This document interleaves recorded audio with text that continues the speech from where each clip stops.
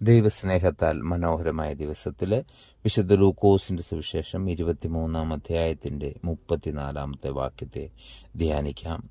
എന്നാൽ യേശു, പിതാവേ, ഇവർ ചെയ്യുന്നത് ഇന്നത് എന്നറിയായിക കൊണ്ട് ഇവരോട് ക്ഷമിക്കണമേ. കർത്താവിനെ യേശുക്രിസ്തുവിനെ ക്രൂശിക്കുന്ന സമയത്ത് കർത്താവായ യേശുക്രിസ്തു ഏറ്റവും ആഴമായ വേദനയിൽ പ്രാർത്ഥിച്ച ഒരു പ്രാർത്ഥനയാണിത്.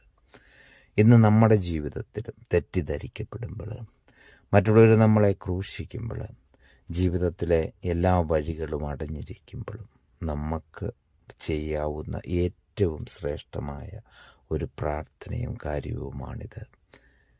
അവർ ചെയ്യുന്നതെന്തെന്ന് അവരറിയുന്നില്ല, അതുകൊണ്ട് അവരോട് ക്ഷമിക്കണമേ എന്നുള്ള ഈ പ്രാർത്ഥന, ഈ വചനത്താൽ ദൈവം നമ്മെ ഓരോരുത്തരെയും അനുഗ്രഹിക്കട്ടെ. ആമീൻ.